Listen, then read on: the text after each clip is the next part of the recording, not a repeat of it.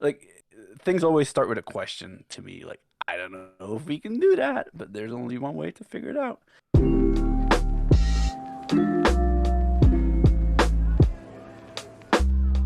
Welcome, everyone. It is interview day. Today on November 21st, 2020, I'm here with Tim Van Damme, aka Max Voltar, designer of all things keyboard related. And how's it going over there today, Tim? It's going very well. It was a bit of a chilly day. It's about 9 p.m. here already. I'm 9 hours ahead of you, I think. 9 hours, it's just about to hit noon here. Yep. Yeah, Yeah, No, and things over are here, going I guess well. we should say for people who don't know, you're in Belgium. Um, Yeah. yeah. Yeah, and so starting right off the top, I was going over your website and everything before this, and I already had this question written down, but I hadn't read the footer of your website before.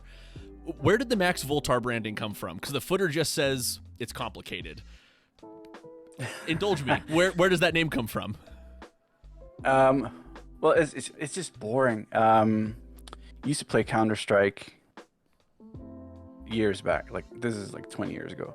And I can't remember the nickname I used to have. I was like, I need a new nickname. And at the time, and still now to this day, like I was a huge fan of a band called the Mars Volta. So I just Oh, took a spin on it, and it was all like a joke. I wanted to make it sound like a bit of a superhero kind of thing because that feels like the opposite of what I am. And then it just stuck. Like the username was always available, so went with it. I would not have guessed it was a Mars Volta reference. That that's great. I love that. I love that. Continue with the Max Voltar branding.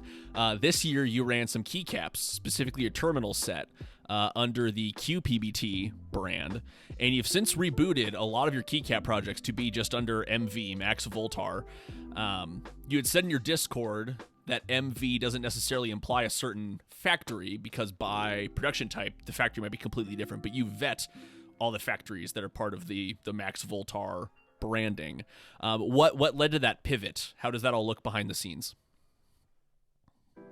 Um, well, to go back even further, the reason I went from group buys to all in stock stuff, which started with qPBT, was to be more in control of things.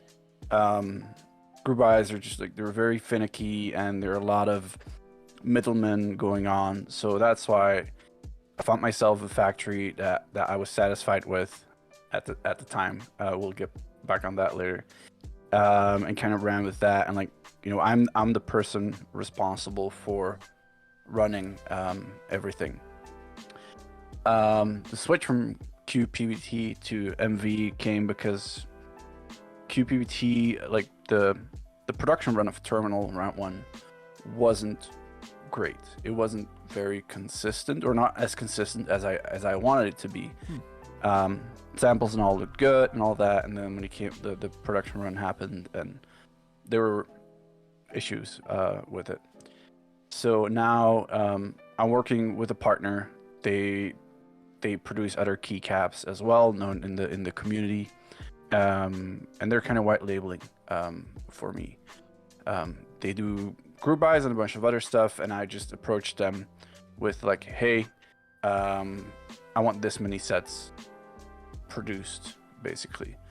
It's easy for them. They just basically, they start do some samples and they start production. And on my end, like I deal with all the vendors and stuff.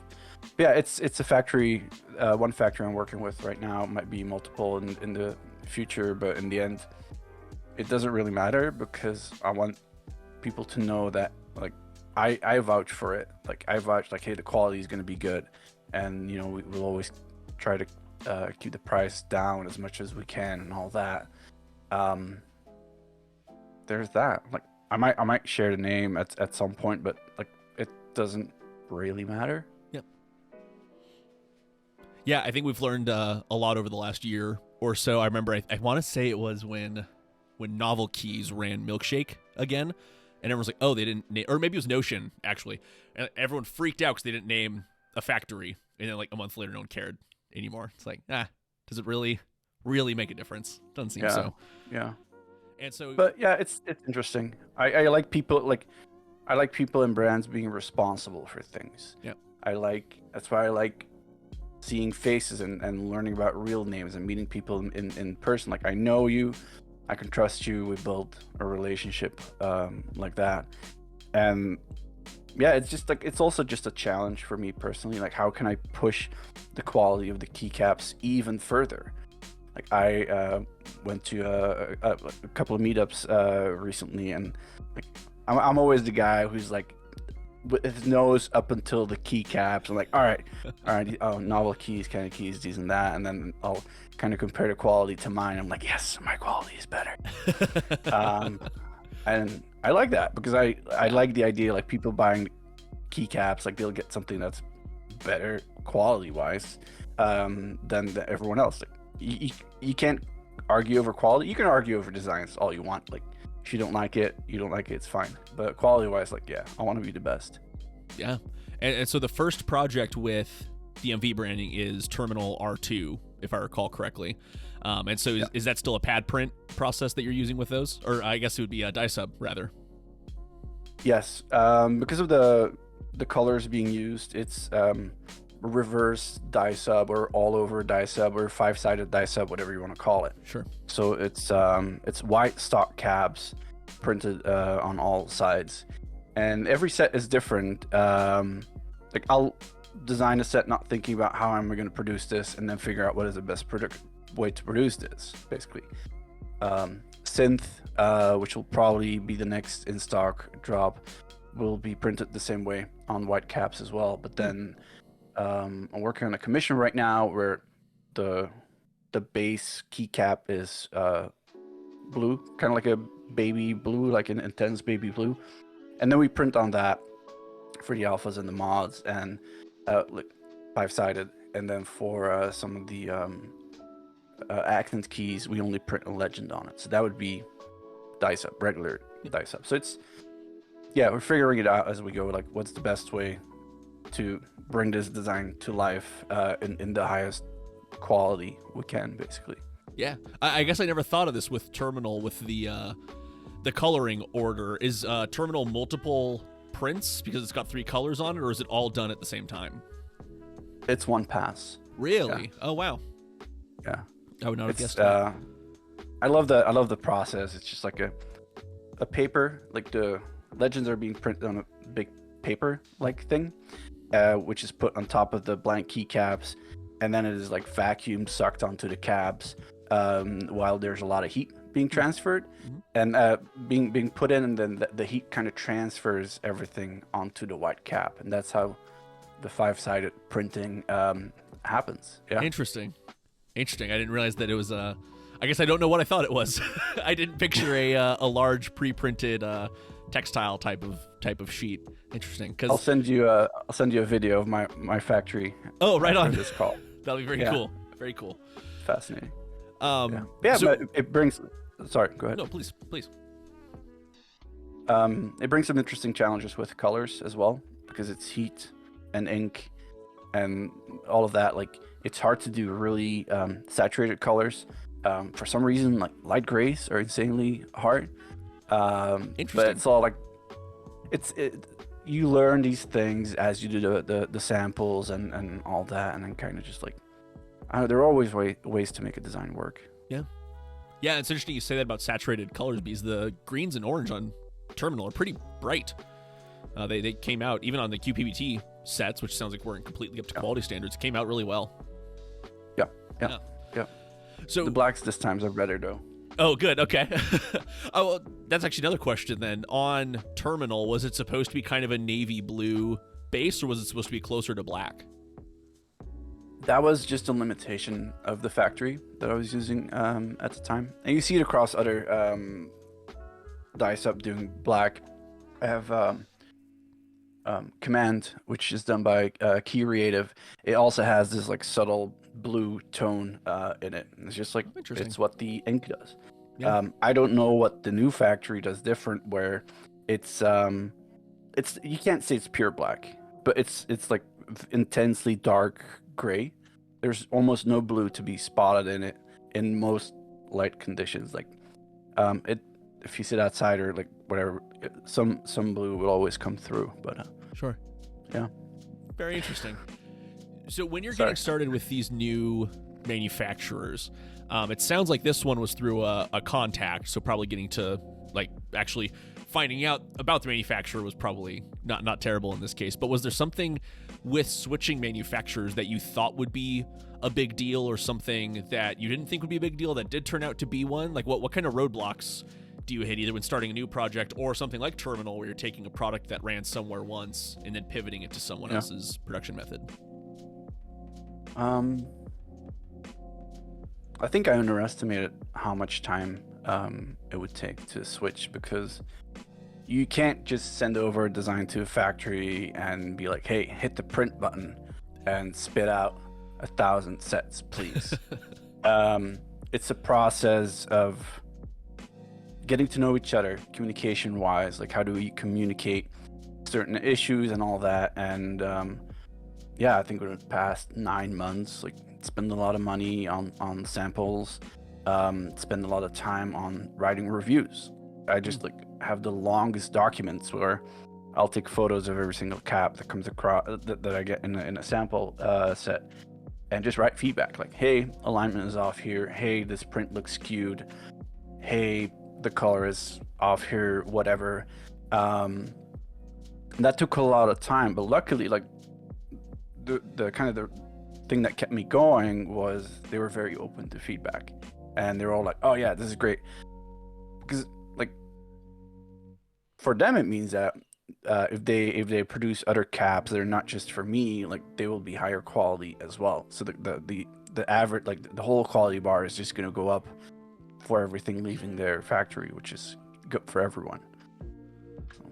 Yeah, absolutely. I think it's interesting you mentioned that about it's not just like hitting print on keycaps. I feel like so many people think that that's what it is. Like, oh, there's pulling blanks out of a box and throwing the legends. No. So there's so many more steps between those two things happening. And so that 9-month figure you mentioned, that's for getting Terminal transitioned over to the new manufacturing method. It's 9 months. Yeah, Terminal, and then also like I got samples for Synth. I have 2 commission projects that are close to being ready to be produced as well. And in 2022, I was hoping to get a lot more sets out, but then I spent that time wisely, luckily. So hopefully 2023. Yeah, like I'd love to do like 4 to 6 sets in stock next year. Yeah. So we'll see how that goes. Yeah, we'll be watching. The synth samples, were those the ones you had at the London meetup where we met? Were those the new samples? Those were the first samples. So there were some issues with them, but they were like out of the gate pretty good. Oh, so first samples, but still the new factory. Yeah. Very cool. Right on. I'm looking forward to synth. I like that kind of cool blue base color on that one a lot. Very into that. Nice.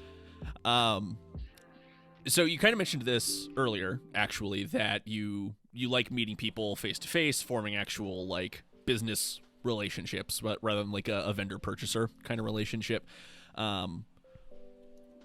Say someone out in the world wanted to do just a desk mat project, not necessarily banana shaped, maybe just rectangular. How do you recommend people find someone to work with? Because there's concerns about quality, of course, but also like intellectual property concerns if it's original artwork. That sort of thing. I feel like I run across this quite a bit where someone has a desk mat idea or much more involved a keycap idea, but there's something as seemingly basic as a desk mat. Say someone's new, how should they go about finding a partner to make it with? That's a good question. I think the trickiest thing about this all is good factories, like the word gets out real fast and then they get slammed and then there are long waiting times.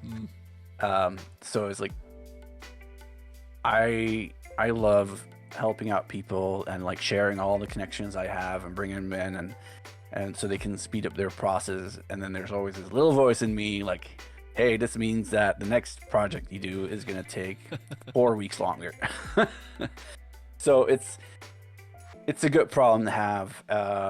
And if it feels bad not sharing it with everyone, but there are multiple ways to kind of go about this. And what I tell them is like, go like, here are some people you might reach out to, and then tell them more about the process. Like, all right, these are the things that you need to look out for when you do your design, when you prepare the production file, all that. Like, here's some of my files. Like, feel free to take a look at them, like how they're set up, and this is how they came out.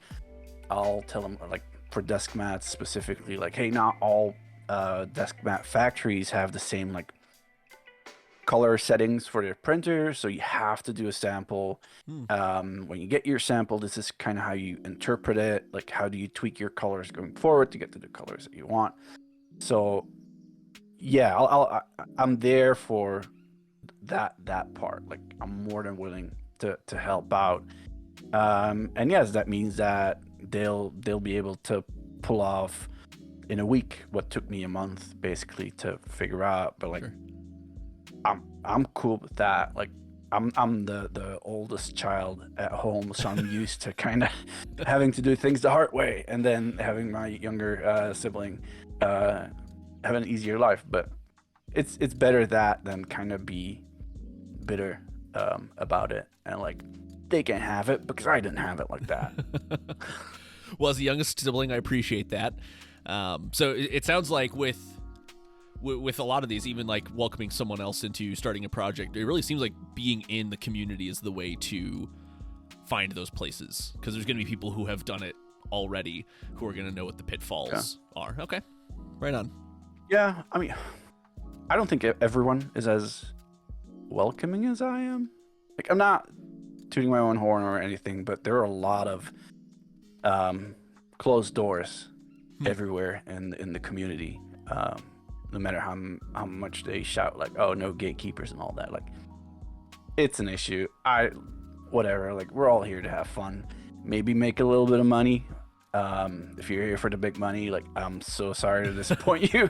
This ain't it. This ain't it. I just want to make back what I spend on keyboards. Totally. Continuing on intellectual property for a moment before we dive specifically into some of your projects. You are clearly a guy who's inspired by everything around you. How do you pick what gets to go forward and what doesn't? Because, like, if anyone watching this is in your Discord, or if not, then go to mvkb.com. You're very good about labeling projects as like explorations or you know, in prod, that kind of thing. How do you pick what gets to go forward? Because, like, Diner, for instance, just is one of that was based off Saved by the Bell, right? Yeah. So like, your inspiration sources everywhere, seemingly. Saved by the Bell. Never would have thought I would see a GMK Saved by the Bell set. So how do you decide? You only have so much time. You seem to have more than the rest of us based on how many projects you're working on. But how do you pick and choose what gets to go forward? Some things I'm just really excited about, like Diner.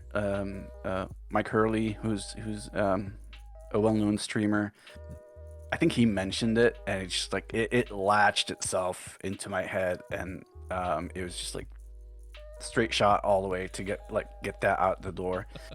Because that's still, for me, the most important part of it. Like, I don't set out to do crowd pleasers. Very simple. Like, I do sets where I'm like, these are fun to work on. I'd love to have them on my own desk. If other people want them, like, even better. Yeah. But I have quite a few projects going, and my goal is kind of like, I'll put them out there, and that is my IC. That is my interest check. How do people respond on Instagram? How do they respond on my server? How do they respond on Twitter, which is a different audience, which isn't the keyboard audience? And yeah, I'll just, if something does really, really well, like, that will encourage me to spend the energy to move ahead with it too. While others don't get a lot of feedback, I'm like, I mean, that's cool, it happened. Those might still come back in another form. Like, last week, I was chatting with KBD fans. They have these new transparent keycaps. They look great. So I revived an older design of mine that was meant to be GMK at some point. Like that was a horrible idea. Like, hey, this design, it's called Scanner, will work really well on these caps. So that kind of got a second life, and because it was like transparent and a bit different, there was more feedback around it, and people got excited. I'm like, all right, this is a good time to kind of pull the trigger on it and spend even more time on it. Interesting. So I love that it seems very artist driven, which I like. I feel like the typical GMKIC process, such it is very democratized, and like sometimes the designer doesn't necessarily end up getting what they want out of a project because of the voices they hear during the feedback. Whereas you seem like you're very open to that feedback, but definitely the project is yours going into it, and you are excited about it. Love that. Yeah. Well, I think I got that from like my job. Like, I'm a software designer, and I feel like the most interesting designs come from people who have what do you call it, like strong opinions, loosely held. Which I enjoy that way of working. Like, people who are open to feedback, but they know like kind of where to draw the line to protect the theme of what they're designing. Like, otherwise, it's just, yeah, design by committee is not a good idea, but it doesn't mean like that you have to go the complete opposite of that. Yep.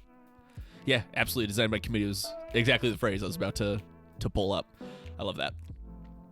So, jumping into some specific projects you're working on, I mentioned earlier the banana-shaped desk mat. You left this incredible comment on Reddit when someone asked about what it's like running a desk mat IC. I was unable to find it, but that was really what made me go, I need to interview Tim at some point, because like clearly there's a lot going on here. The gist of the comment, I'll see if I can find it and put it up on screen here in the actual video, was you were explaining kind of sarcastically all the steps of running a project like this, where you have to get samples, get them out to vendors, hope to God the vendors get them.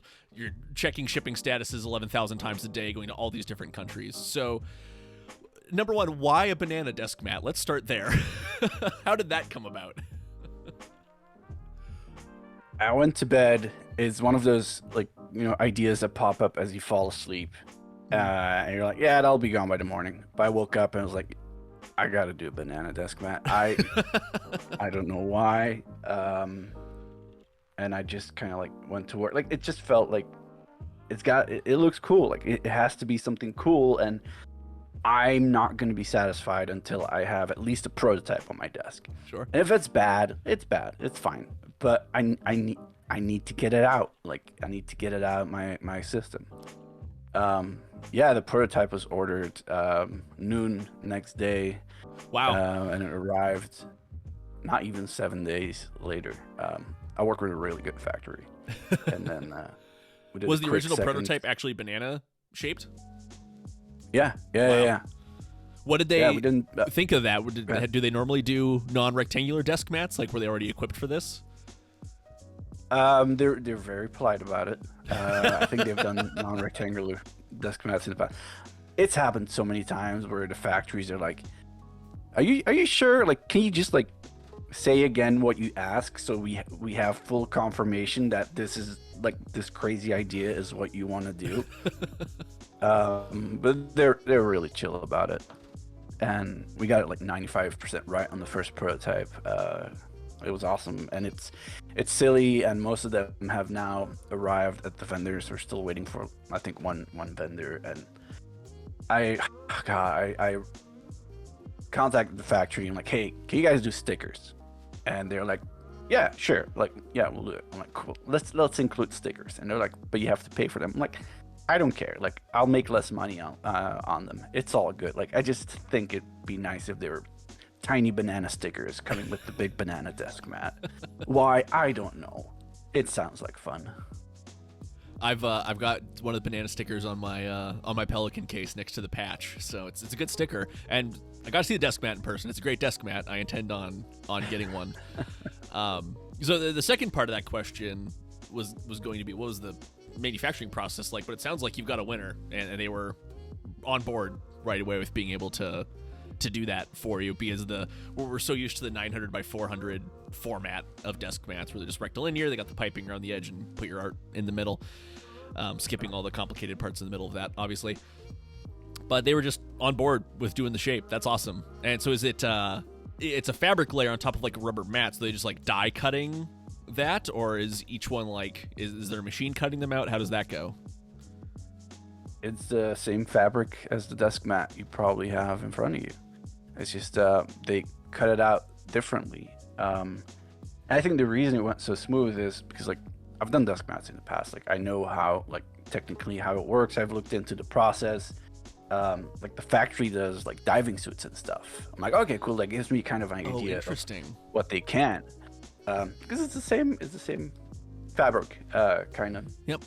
So it's just a matter of, like, this is the part of the process I enjoy most. Like, learning how it all works, taking a step back, and like, what else can we do? Like, it's not because they churn out rectangular 900 by 400 desk mats day by day that's what they have to do. So what else can we do? Like, banana desk mat. I love it. Now there's a shirt and a hat as well, right? Oh yeah, hold on. There's the banana hat. Excellent. And the shirt is in the laundry because that's just like, that comes out of the laundry, top of the pile. I'll put it on. I don't know. I like wearing the things too in a weird way, and apparently other people do too. Kind of soft launched a shop, and the banana stuff is like the most popular, which is kind of hilarious. Too funny. But yeah, I've got the Type True shirt, the kind of stonewash looking looking shirt. I mean, you mentioned Mike earlier. I've got one of his sweaters on today for his brand. Yeah, I love especially like all the embroideries, really nice and everything. Like, it's not just like some slapped on printed shirt. Like, it's actually like really nice quality stuff. Which is why I got the patch on my Pelican case on there. It's just the tactility of it. It's not just it's great. One of your other projects, possibly the one I'm most excited about, just because for some reason this color speaks to me, is the high-vis product line now. Initially, it was going to be a keycap set. Now there's switches. You have a custom mouse. There's a lot to the high-vis project. So what's going to actually come from that now? You've got switch prototypes. You've got keycap prototypes, I believe. And your custom painted mouse from Leonardo. What's that going to manifest as? I don't know yet. Still pushing on a lot of things. Last week, I spent hours with a local Cerakote professional trying to get that yellow in Cerakote. We failed miserably, but we had fun, and we figured out maybe powder coating is the way. So that would be for a keyboard. I don't know which keyboard yet. I would like to keep the price down and all that. But yeah, keycaps are we're still working on samples. Like the color is very, very hard to get right. It's an intense color. Yeah, it's like it hurts your eyes in a beautiful way. But yeah, I mean it's funny. Like I kind of put the design on hold because there are so many moving parts, and then the keycap factory is like, "Hey, we can do," not gonna say it, but something cool for the print. And I'm like, "Oh, yes, we got to do this." So I kept pressing on, and so that's gonna be cool. Working with Wook on the switches. We got prototypes. Again, we're color. We need to get the colors right as well. Like, color samples are shipping right now. And we're working on really cool custom packaging for the switches as well. That took us weeks, and they were like, "What do you want to do?" I'm like, "It's a cool idea," and they're like, "But it's a lot of work." And are you sure? I'm like, "Yes." So they're absolutely lovely to work with. And they kind of they went and they found someone who could build the packaging, so that would be fun too. Wow. I don't know. I wanna prototype a desk mat as well. See if we can get that like intense color on a desk mat too, and just like go full out. Cat Coil is like she's a cable maker from France. She already has a design ready to go there. So Oh, very cool. yeah, again, I don't know why, but it's fun. So let's keep pushing and Yeah, I get it love the out there. And whole vibe. That's just that intense safety yellow color. I've been on this kick recently with like Hunter Orange and like that color as well. I've got a couple books yeah, kind of in that colorway back here. Yeah, it's funny how that turned into like a whole product line. It's interesting to hear that kind of like with the scanners set and KBD fans new clear keycaps, that with this it sounds like once again the technology kind of caught up to your design in some ways, that you had like this concept for a product and now whatever this new printing method is yeah, that kind of yeah, unlocked the possibility. That's really really cool. This isn't on my list of questions. Does it feel like you're pushing the boundaries, because that's how it looks from the outside, like you're pushing these manufacturers to try new things? Do you feel that while you're doing this, or is it you're in it so deep that it's kind of hard to see it that way? Because from the outside, it's like everything you put out is like something new and cool in one way or another. We'll get to Event Horizon at the end, but like just like the machining methods on that. Yeah. Does it feel like that to you? uh, I've never looked at it that way, to be completely fair. Like again, it's just me having fun and doing like I want to do things that I haven't seen before.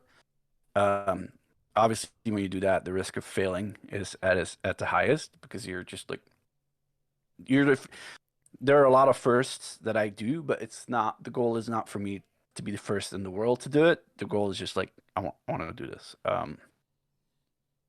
But yeah, I mean, I don't know what else to say about it. That's okay. Just about having It's fun. struck me that twice now you've had a product that you had an idea for that ended up being enabled by some new tech somewhere in the Yeah, field. It's very yeah. cool. So High-Vis originally was listed as a GMK keycap set. Doesn't sound like that's the case anymore, but you have done Diner, which we mentioned with GMK. GMK, it seems like the amount of press around them has calmed down now. Like the new facilities up and running, they did that piece with Oblotsky and everything. But what is it like working with GMK? Are you talking to them directly? Do you have a proxy you work through with them, like some sort of like because the vendors obviously all have relationships with GMK.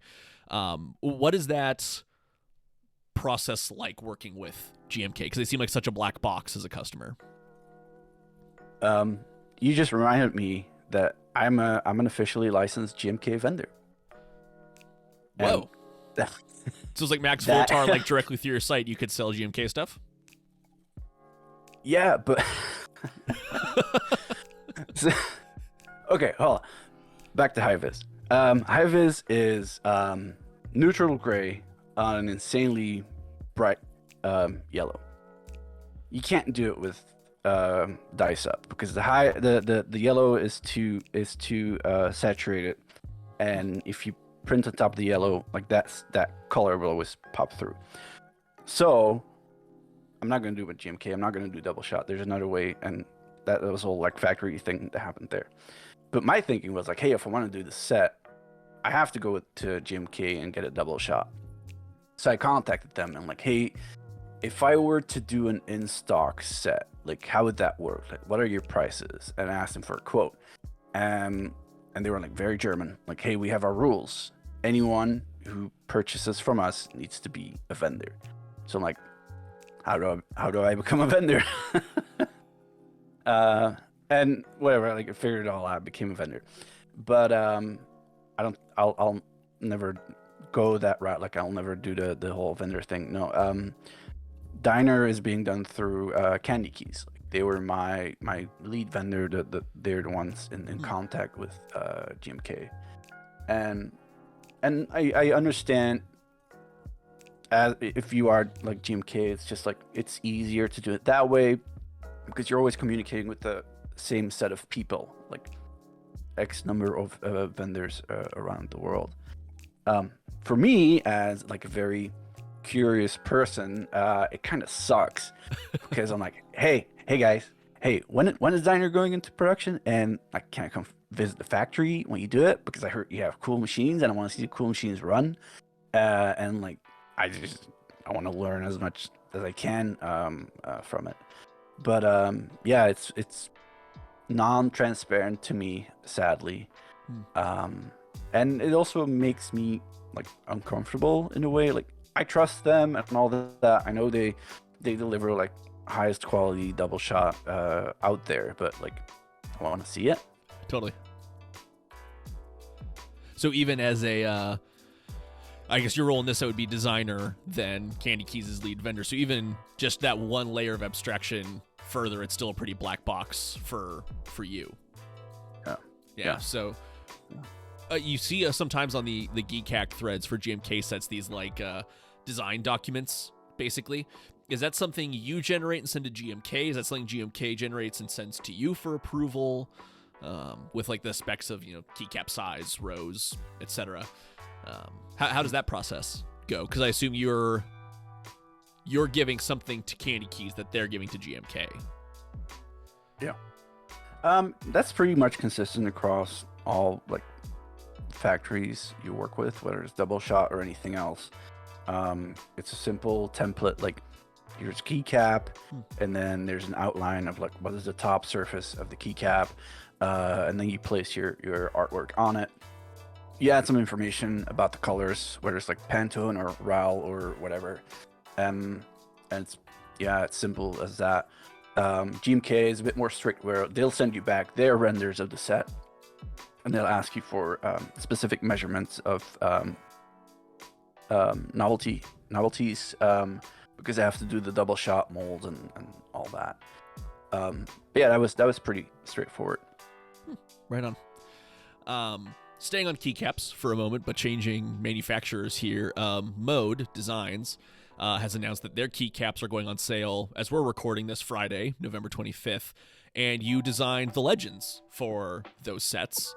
What was that process like? Because this would be your, other than GMK, but the legends kind of already exist for that. This is going to be your first double shot project, if I did my research correctly. What was it like designing legends for double shot? I assume there's different design constraints because like plastic has to actually flow into all these cavities and everything.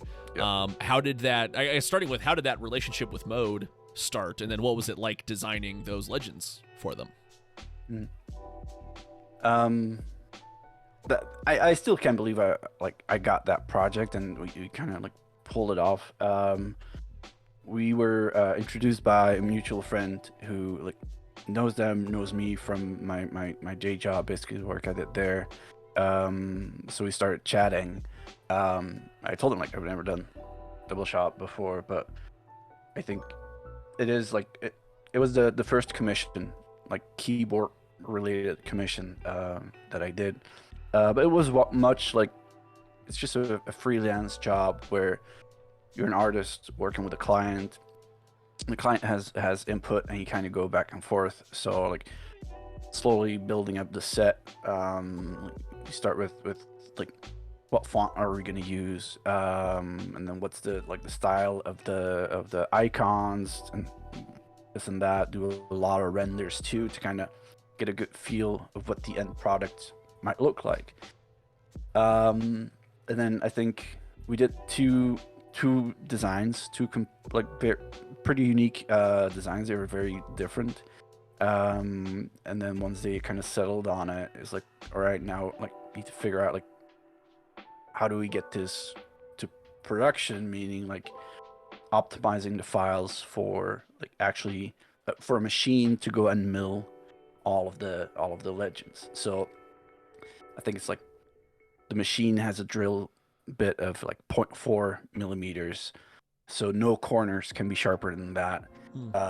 And yeah, it's literally going over every key, every character, and rounding them the right amount, making sure that the design still like stands even after all of those changes. And it's interesting because like I can now spot like cheaper double shot sets because the millimeter of those angles is bigger than that, so they can't use a 0.4 millimeter bit. They have to use a bigger one. And yeah, you just double check everything 20 times, like every key, like zoom in at the max, nose against the screen, like praying I got every corner right, and then sending it off. They went their way, creating their molds, and I think Alex Otis showed off, was it yesterday or the day before, he showed off a command key and an A key. Oh, really? The alignment was, yeah. Someone posted in my server. I didn't know, but like the legends look phenomenal. Like better than anything else I've seen out there. Like I know GMK is known for like crisp and all that, but their molds are so old. Like GMK's molds were literally hand drawn, which is bananas. But yeah, the sample Alex had on stream, like, yeah, I was happy. That was just like a sigh of relief. Also, like very proud of seeing that. Like, it's hard for me to believe that they would trust me with that. It's such a huge responsibility in my eyes, to design that. Like, still can't believe it. Like, I'm like, yeah, they were mistaking. Like, they made a mistake. I don't know. Last but not least, this is for sure the project of yours I'm most excited about is Event Horizon, the 65% keyboard you are designing. This is, I got to see it when we were in London. It recently won Best in Show at the German keyboard meetup, which congratulations, that is incredible. Was the one that won Best in Show the one you were building in London, the Proto 2 that you got? Yeah. So I'll have a picture of Event Horizon up on screen here. There's gonna be more images on your website as well. This is aesthetically such a cool keyboard, with the hammer finish and then machining after the hammer finish to get those insane stark sharp edges on it. Definitely a very heavy space theme, obviously with a name like Event Horizon. The badge is so cool. What was the inspiration for Event Horizon? What made you want to take on designing a whole keyboard? Why'd you choose to go with O-ring? All that kind of stuff. I want to hear everything about Event Horizon. If you go back to some of the renders I did for Cam Commands, my set, there's this big render where it looks like you're in the cockpit of an alien spaceship. And my goal there was to show off as many, like I wanted to have like a big keyboard there, but I didn't just want to use an existing one, so I kind of designed a frame around it. That was it. I didn't, no further thinking there. And it wasn't until like a couple of months later, I was kind of like working on my site and I looked at that render again and like, that'd be a cool idea for a keyboard. Like, we've all seen TKLs with like, another logo on it. And sorry, I'm not disrespectful towards TKLs, but you gotta admit some look very alike. They're not for me. Like, I like to see a bit more creative things. So like, what if we can design something that doesn't look like anything that's out there? You nailed that part. It always for starts sure. with yeah, like things always start with a question to me. Like, I don't know if we can do that, but there's only one way to figure it out. So I just like, hopped in Blender, start working on the model, and got really fascinated by like the contrast, like the stark contrast between both like the colors of the, not parts because it is one part, but the colors of the surfaces. And I kind of kept pushing, like, all right, the next step is also contrast between like the textures. So the top ridge being smooth and the rest, like you said, it's like it's a wrinkle coat and it looks like a hammer finish, which is gorgeous. Norbauer has done it. Keycult has done it. Yeah, the hammer tone Keycult. Yeah, that keyboard, like, that's a Keycult. Yeah. Yep. Like, yeah, it's the same thing. It's like it's beautiful. And but I was still designing without like how actually like how are we gonna pull this off in mind. And then I think once the design was there, like all right, I have the basic theme. Like it's contrast. Contrast is the theme. Sharp edges, um, so sharp that like I cut my thumb open on the first prototype because that was too sharp. Um, and then just contrast again, colors and textures and all that. At that point, it kind of turned into like personal preference. Like, what kind of typing do I enjoy? Like, what kind of form factor do I enjoy? Like, I love a 65%. I wanted to add a macro column that gave me space for a little logo on the top as well. I enjoy a muted like typing feel, like not bouncy, but absolutely not hard. Which is kind of where the O-ring came in mind, and then we pushed on that concept a bit further. We being the guys from Protozoa and I, they're arranging like production and everything. So the board will include O-ring mount for both PCBs, because there are two PCBs, they sit in their own wells. And we're also going to do like a silicone piece in between the plate and the PCB. And that silicone piece will be slightly larger than the plate. So it will have the same effect as an O-ring mount, basically. It will cause friction among the edges, and that's kind of how it stays in. Other inspiration came from the like the Oblotsky's Aurora 65, where like it's just a joy to put together. Like flip it over and then you start at the bottom, kind of work your way up to the top without a lot of moving parts around. So like in that way, kind of like the build experience was designed as well. And yeah, at the end, like I spent a lot of care making sure that the screws on the back were positioned correctly. Screws on keyboards are like one of my pet peeves, where like you can tell when they're not aligned, and they were basically added to keep the board together. So I wanted to design them, and then I added 4 more. So 8 screws at the bottom. We don't need 8, but it looks good. Kind of with the theme as well of like, all right, space is harsh and it's cold, and you don't get rust, but you get that worn look from sci-fi movies and all that. Just trying to recreate that, like create a feeling in the product more than, oh yeah, I want to do this specific design. So yeah, like we added a chin for the second prototype, which you've seen, and it's a perforated chin, and people are like, why are you doing that? I'm like, I like the texture of it under my thumbs when they rest on it. And yeah, we're gonna do a third prototype. Make sure we got the Founders Edition, the full brass prototype as well.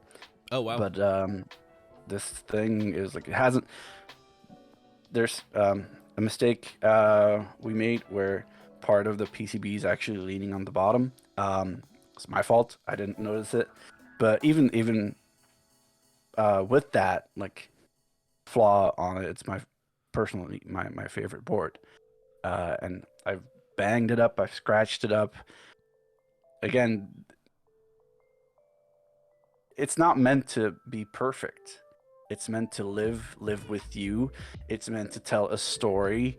I don't want to put it on my wall with my other keyboards, which I don't use right now, and have it look the same way 5 years from now. Like, yeah, I wanna patina it. I wanna add scratches to it.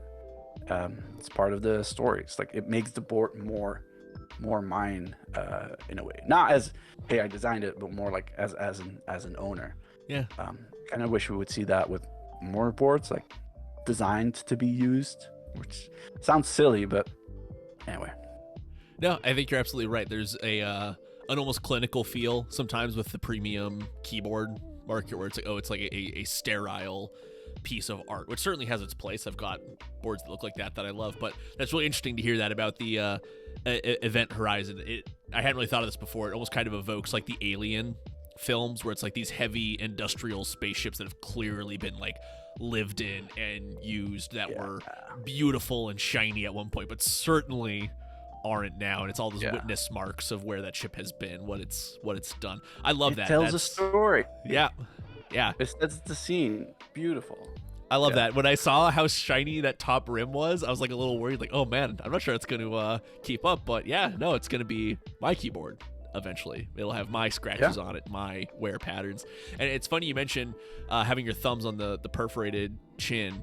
The hammer tone key cult in front of me. One of my favorite things about it is I rest my thumbs in front of the space bar when I'm not typing. So I just get to feel that little bit of the hammer tone under my fingers. It's a very cool feeling on this board. So I love that the textural experience, the temporal experience of the board as well kind of changes over time. The in stock version, is that going to be aluminum, or what's the base material of that one? In stock will be aluminum board with the bottom cover acting as the weight, which will be steel. That's right. Bottom cover is 3 millimeters, and it's like has a engraving in it. And then the Founders Edition, that will be a group buy. That will be full brass for the body and the bottom cover as well. And Prozoa is kind of like of the same mind as me when it comes to group buys and all that. Like, we try to avoid it, but if we want to make this board a reality as an in stock, like, we have to do a group buy for the Founders Edition. So the Founders Edition will that's partly how we're gonna get money to produce the in stock run. Like, we'll put in our some of our own money as well, but it's really expensive to do, and it's the only way to pull it off.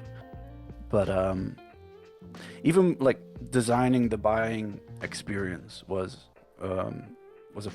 just a fun experience to go through. Like, we figured out like we need to do Founders Edition as a group buy if we want to make this reality, and then like we're just gonna open it up to anyone. Like, we don't want to do it in a back channel of a Discord somewhere. We're just gonna, like, yes, it's gonna be expensive because it's full brass, because that would give us the most amount of money so we can get more in stock units made. That's the goal. Like, the in stock is the goal. The Founders Edition is a way to get there. So we'll open it up, be fully transparent about things, and just try to get it in as many people's hands as possible at as low a price as possible. Which is all because we're not going to run this again after this. This is a project. FE Founders in stock, maybe a pre-order at that point, but maybe not, and that's it. It'll include nice cards, some other fun stuff that we'll include, and that's a wrap on the project. No injection molded version. No. I want to, like, I love injection molded boards. Like, some of my favorite ones, just like the hollow, deep hollow sound, that reverb, the reverb of that. I want to design one at some point. Yeah, not event. I need to learn more about the process first. And so on the brass one, that open exposed edge, do you plan to leave that unsealed so it does patina, or will it be clear coated from the factory? Do you know? It will be clear coated. Even the aluminum one. Oh, really? Okay. We had this. Yeah. We had material. What do you call it? Material studies made, and let me show them off real quick. So this was the first one for the aluminum so one. Stunning. And this is anodized. Yep. And we tried to actually get the bead blasting as rough as possible, but wasn't rough enough for me. So that's why we're like, all right, we gotta keep pushing and do the wrinkle coat. This is the one we made out of brass, and I don't know if you can tell the patina on it already. Yep. I'm gonna put this down, and my hands are gonna smell horrible right now because this has no coating whatsoever. Yeah, I hate it. But we will do clear coat because this is the round 2 brass one we did, and it has even more patina. But this has the wrinkle coating on it. Yep. Look at that. And even the aluminum one, like I have some oxidization happening where my left hand rests. So we'll have to clear coat that as well. So it'll be so the proto block isn't of clear aluminum. coated. It's raw. Yeah, proto is raw, and it looks good, but we'll have to make some changes, which is why we're going to do a third prototype. But yeah, it's raw block of aluminum, milling it, wrinkle coat, work the top off again, and then clear coat it. So one piece, lots of different steps it goes through. So pretty unique. Yep, several ops. Well, as if we haven't covered enough projects, is there anything you're really excited about we haven't talked about yet you want to share?